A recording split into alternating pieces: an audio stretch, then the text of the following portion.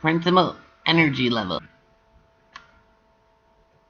After reviewing this video, you'll be able to identify an atom based on electron configuration or determine the electron configuration of a neutral atom.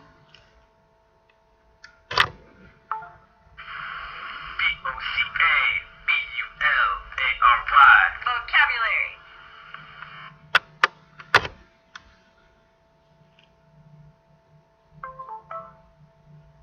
Principal energy levels. There are 7 principal energy levels. And coincidentally, there are 7 rows on the periodic table. So just think of principal energy levels as the rings around the nucleus. The first ring represents the first row on the periodic table. The second ring represents the second row on the periodic table, so on and so forth.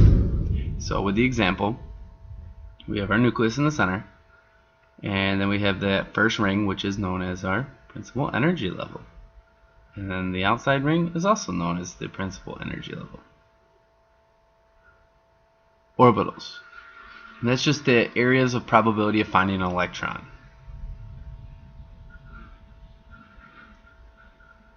Did you know electrons were discovered by physicist J.J. Thomson in 1897 when using a device called the cathode ray tube?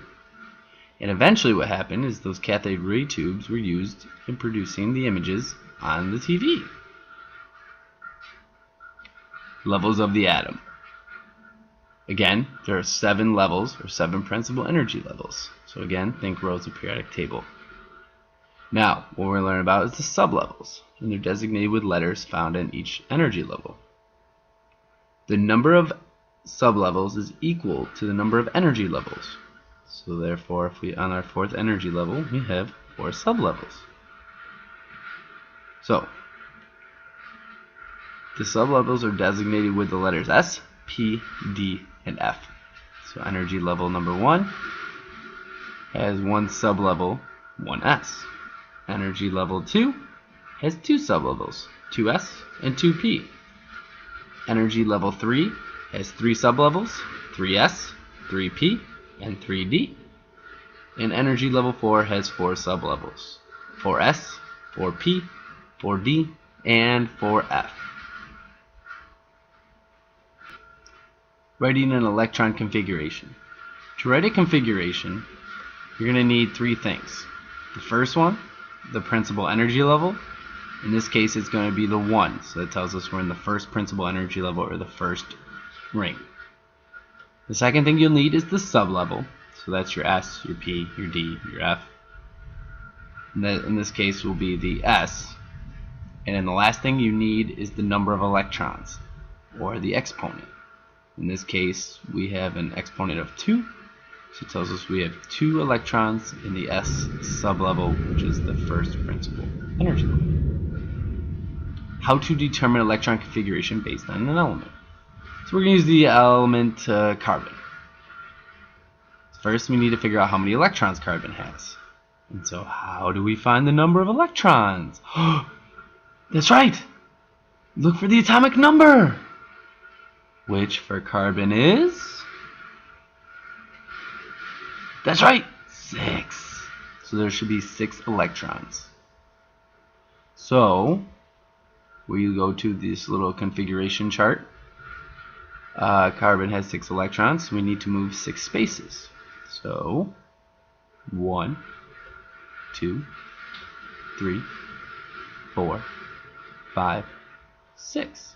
And if you look at the real the periodic table, you'll see the spot that we're at would be carbon. And so our answer for carbon is, well, we went over 1s twice, we would have 1s2. We went over 2s twice, so we have 2s2. And then we only went 2 in the 2p, so we'd end up with 2p2. So the answer for carbon is 1s2, 2s2, 2p2. Next example, let's try an electron configuration for calcium. So we need to find calcium on the periodic table. How many electrons are there?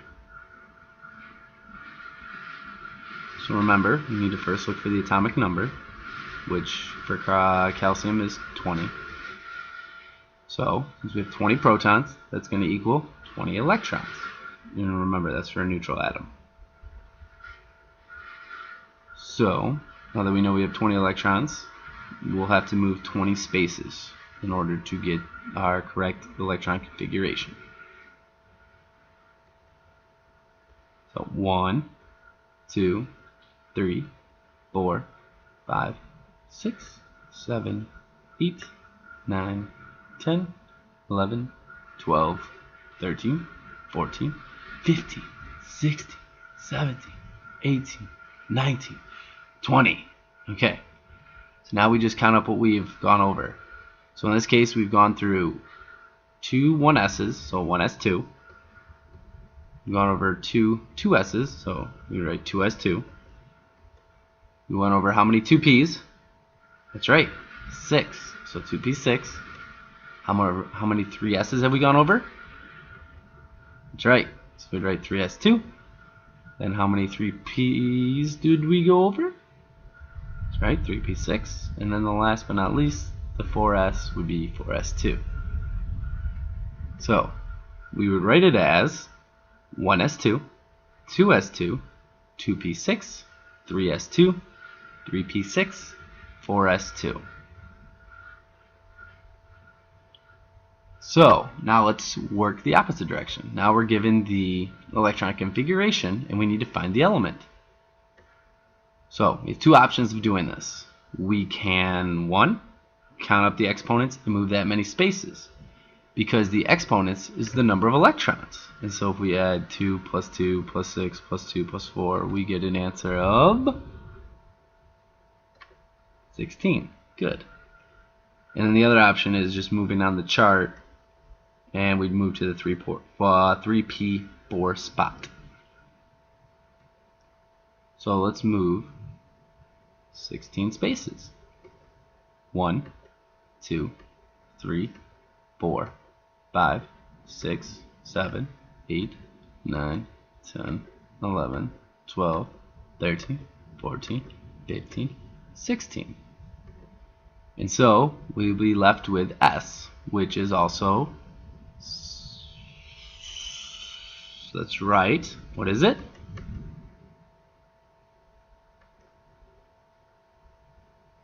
Yes! Sulfur!